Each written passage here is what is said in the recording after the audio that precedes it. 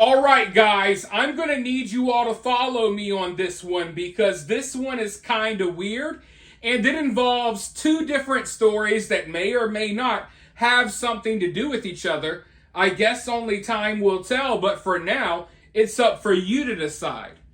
Now, as I've previously reported, I've put out over a dozen videos about this. There are two astronauts that at the time of this recording are still stuck in space on the International Space Station. Now, all of the headlines and all of the conversations about these astronauts have been centered around the fact that they're stuck. The conversations are centered around how are we going to get them back here. All of the headlines are about their malfunctioning Starliner spacecraft and how it's not safe for them to travel back on the spacecraft. So that's what's been dominating the convos and the headlines when it comes to this topic. But what's not discussed enough is why these two astronauts went to the space station in the first place. You see, one of the reasons why they sent them there was to help do studies on this superbug that they have discovered on the International Space Station. Apparently, living and thriving aboard the International Space Station is some type of superbug that is resistant to all man-made medicines and antibiotics. So that's one of the reasons why these two astronauts were sent up there in the first place. And it's not really discussed here in America, but in other countries like in India and stuff, they're having open conversations about this topic. But if you do your research, you'll see that it was reported. It's just something that they haven't really been talking about much. So that was kind of weird. You know, who knew that they were up there doing studies on these rare illnesses and bacterias and diseases? I didn't know that they were doing things like that on the International Space Station. But apparently they are. Now, ever since these astronauts were stuck on the International Space Station, there's been weird stuff going on. There were some leaked audio clips that NASA claims were just training exercises, but it sounded like there was actually an emergency happening up there, and they were warning people to get in their suits and all this type of stuff. And then just recently, a couple of weeks ago, there were, this audio came out of these weird sounds. These weird unexplained sounds, it almost sounded like sonar, were coming from the Starliner spacecraft that is attached to the space station. So there's been weird stuff going on up there the entire time, you know, besides the fact that the two astronauts are still stuck. Well, now they detached the Starliner spacecraft that was suffering from multiple malfunctions. They now brought the spacecraft back to Earth without any astronauts aboard. The two astronauts are still on the space station, but they brought the spacecraft, the Starliner, back to Earth without anyone on board, okay? And that's kind of where that story is right now. But in some totally unrelated events, apparently, I don't know, all of a sudden, for the past few days, the mainstream media has been putting out article after article after article about, supposedly, they claim that superbugs are going to kill up to 40 million people within the next 10, 15, 20 years. So, I don't know, I just find it odd that we sent two astronauts to the space station to do research on a superbug, right? Somehow they get stuck up there. You bring their spacecraft back.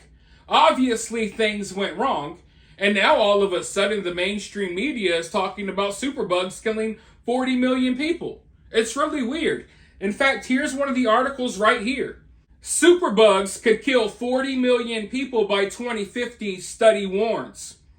A landmark new study estimates that antimicrobial resistant pathogens, or AMR, will kill more than 39 million people by 2050. The study also predicts that 169 million deaths will be associated with drug-resistant infections by that year.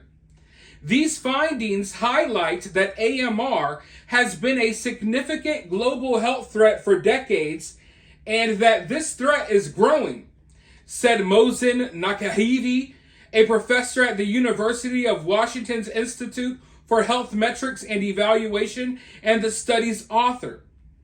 AMR is becoming an especially large problem for the elderly. Adults above the age of 70 have experienced an over 80% increase in deaths attributed to AMR from 1990 to 2021, while deaths among children have decreased by more than 50%. All populations over the age of 25 experienced an increase in deaths attributable to antimicrobial resistance, the study found.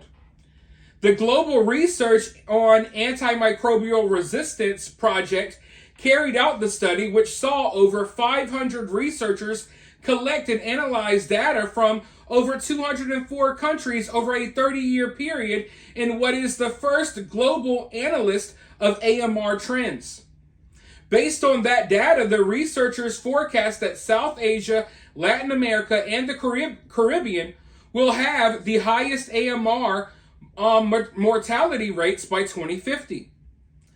AMR occurs when microorganisms that cause disease, such as bacteria, viruses, or fungi, no longer respond to medicines used to treat them. Overuse and misuse of antimicrobials are the main drivers of AMR, according to the WHO. But millions of deaths could be averted via better prevention of infections, improved healthcare access, and new antibiotics. The study results come ahead of a UN high-level meeting on AMR, which will convene in New York City on September 24th. So there you have it, folks. This is something that I'm sure a lot of people had no idea about at all. But now that the superbug conversation has been opened, during this debacle with the trapped astronauts in outer space, now this is a broader conversation that the mainstream media is starting to warn people about. And it's scary for me when I read things like this, because when the mainstream media starts warning people about hypotheticals that could happen, often bad stuff starts happening.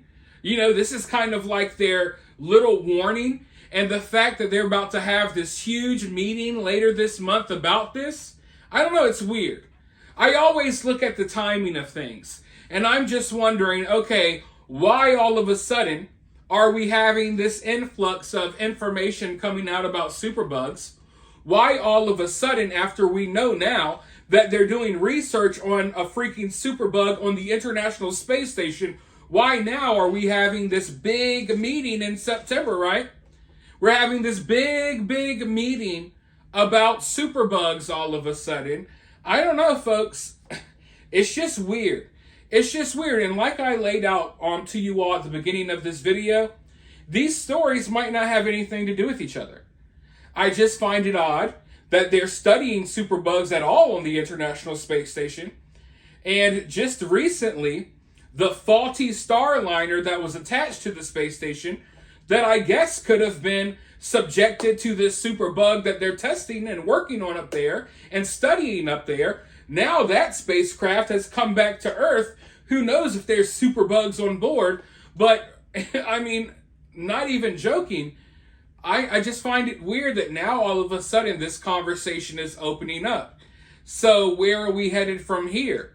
And why are they so confident about telling us, hey, 40 million people are going to die. Another 169 million people are going to die as well. That's kind of a bold claim to be making here. It's just a sign of the times that we're living in. Non-stop crazy nonsense 24/7. Can we have any peace? No. But on the 24th in New York City, just a few days from now, they'll all be gathering together to have a meeting about this. And I don't know about you all, I'm always skeptical when they have these large meetings and seminars about public health and the threats to public health and possible doomsday scenarios that could happen in the future. I kind of get weirded out when a bunch of people gather together to talk about, millions and millions of people hypothetically dying from a superbug that y'all may or may not be working on and studying on the International Space Station of all freaking places. But that's where we're at right now. I guess on the 24th, we'll hear a little bit more. I'll bring you all that news then. But for now, I want to hear your reaction. What do you think about this? Let me know down in the comments below. While you're down there, hit that thumbs up, hit that subscribe, ring that notification bell, and I'll talk to you all very soon in the next one.